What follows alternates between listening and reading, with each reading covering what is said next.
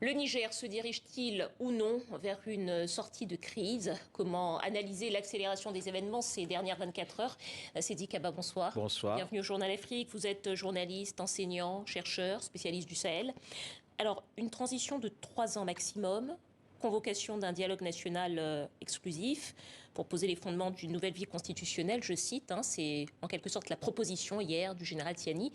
Est-ce que c'est un signe de bonne volonté ou c'est plutôt un piège politique, selon vous, tendu à la CEDEAO? Je pense que le signe de bonne volonté, c'est l'accueil pour la seconde fois à Niamey de la délégation de la CEDEAO, qui, dans un premier temps, n'avait pas pu arriver jusque dans la ville, a été retenue, contenue à l'aéroport pour le premier round de discussion. Cette fois-ci, la délégation est arrivée à Niamey, elle a été accueillie par le Premier ministre, elle s'est entretenue avec le président de la junte, le général Tchani, et elle a pu rencontrer le président Bazoum. Donc, en posant ces deux gestes, les militaires au pouvoir depuis le 26 juillet ont fait des gestes de bonne volonté en direction de la CEDEAO pour montrer qu'ils sont ouverts à la discussion. Mais en annonçant une transition et en annonçant la convocation des forces vives pour définir l'agenda de la transition, son contenu, et envisager même une durée de transition de 3 ans, on s'éloigne de la position de la CEDEAO qui est de retour à l'ordre constitutionnel normal avec le président Bazoum.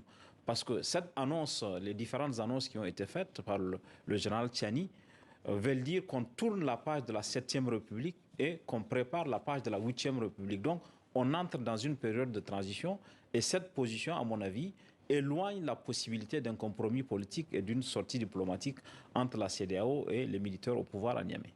On ne s'attendait pas du tout à cette allocution télévisée hier, alors que les émissaires de la CEDEAO se trouvaient encore à Niamey. Est-ce que selon vous, c'est une façon de faire pression, en quelque sorte, sur les émissaires de la CEDEAO et de garder l'avantage dans cette négociation entre les militaires au pouvoir au Niger et la CEDEAO? Je pense qu'il y a une stratégie de part et d'autre. Il y a une stratégie des militaires au pouvoir de placer la barre très haut, puisque comme dans toute négociation, il va falloir faire des concessions. Et pour eux, la concession maintenant sera la durée de la transition, son contenu, les modalités de partage du pouvoir. Il n'est pas question de revenir sur la transition elle-même. Et comme vous avez bien souligné, le timing peut surprendre parce qu'il n'y avait aucune urgence à faire ces annonces hier. Puisque le 3 août était la date de l'indépendance nationale, on comprend que le président Tchani ait fait son message à la nation. Mais hier, il n'y avait aucune urgence. Mais le fait de faire cette annonce pendant que la délégation de la CEDEAO fait partie aussi d'une stratégie de la junte. Dans le cadre de la discussion, demain, elle pourrait faire des concessions, mais je ne la vois pas concéder le retour à la 7e République. Mais alors, justement, sur cette question de la transition, Sédic, je crois que c'est le Premier ministre de Mohamed Bazoum qui, dans une interview, expliquait qu'il était hors de question, je cite, hors de question pour eux, que l'on parle de transition. Et c'était la semaine dernière qu'il disait ça. Donc le fait même de proposer une transition, est-ce que le calcul politique de la part des militaires au pouvoir se trouve également là? Absolument, c'est une stratégie. C'est un stratagème qui a été bien défini, bien pensé. En tout cas, ils ont été bien inspirés par leurs conseillers de faire cette proposition. En proposant une transition, ça veut dire qu'on tourne la page de la 7e République. Le gouvernement actuel, le Premier ministre qui est actuellement à Paris, serait un ancien Premier ministre. On tourne carrément la page pour les militaires en faisant cette transition.